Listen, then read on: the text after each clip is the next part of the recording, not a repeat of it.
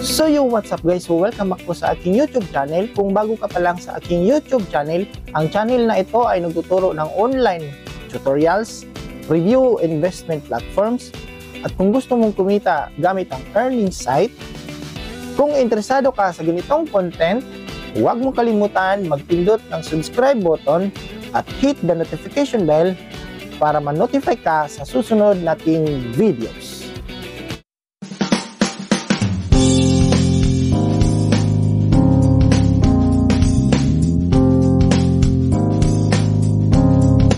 Disclaimer: this channel does not promote or encourage any illegal activities.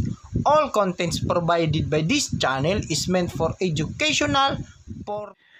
So what's up guys? So marami pong nag-PM sa atin guys no dito sa bagong update ni Instagram. So umabot sa 51,000 views po yung Instagram update natin dito sa TikTok. So gagawa natin to ng tutorial kung paano ko nga daw ito ginawa, itong bagong update ni Instagram. So, pwede sa Android at saka sa iPhone. So, first, punta kayo sa Play Store or sa App Store. I-search nyo ang Grid Maker. Ayan, so ito po. Ayan. So, yan po yung Grid Maker. I-download nyo lang po yan. So, meron po siyang ang nag-download na 10,000,000. So, yun po yung ida-download natin. Baka magkamali kayo ng download. So, nasa Play Store lang po ito at saka sa App Store. So, yan. So, i-update natin. So, Grid Maker. So, libre lang po yan guys. Wala pong bayad. So, ituturo ko sa inyo kung paano natin ginawa yung bagong update sa ating Instagram. So, dito, Grid Maker. Ayan. So, dito po, sa ating Insta guys, ito yung Insta natin guys. Ayan. So, ito po yung before natin. And ngayon is, boom, ayan. So, yun na po yung bagong update natin sa ating Instagram. So, paano nga ba natin to ginawa guys? Ito. Then, pindutin natin yung Grid Maker. Then, ayan. Then, pindutin natin yung 3x3. Yung 3x3. So, bago natin i-size ng 3x3, kailangan punta muna kayo dito sa album nyo and then i-edit nyo, yun yung framing nyo, kailangan naka 3x4 dito. Kung gamit kayo ng ibang application, yung photo editor, sa album meron din yan.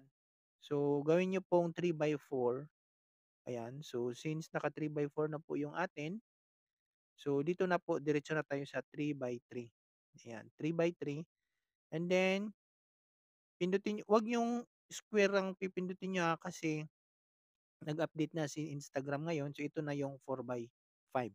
Then, size 3x3. Then, check sa itaas. Ayan. So, normal lang po yan guys. Close lang yung ads. Ayan. So, merong nabilang na 1, 2, 3, 4, 5, 6, 7, 8, 9. So, save grid image. Ayan. So, unahin natin yung 1, 2, 3 mag-upload. Punta kayo ulit dito sa Instagram. So, diretso kayo dito guys. Ayan. Dito, plus. Then, hanapin nyo po yung 1, 2, 3. Ayan. Sa pinakababa. Yung 1, 2, 3. Ayan. So, 1. So, unahin nyo lang po yan guys. 1. Then, resize. Yung resize natin. Ayan. Ayan. So, yan po yung size natin guys. Then, click natin yung next. Then, share. Then, next. Yung number 2 natin. Ayan. Next. Ayan. Then, next. Then, next ulit. Yung pangatlo natin. Yung pangatlo. Then, next. Share. Then, next ulit. And then, pagkatapos natin mag-upload ng one by one lahat ng pictures, then refresh natin guys. Tadang! Ayun, tingnan nyo guys. So, ang ganda guys. So, ganun lang kadali guys kung paano natin i-update or i-post ng ganitong update ng ating Instagram. So, ganun lang kadali guys. So, follow nyo lang po yung guide natin. And kung may katanungan kayo sa ating video, so comment lang po or mag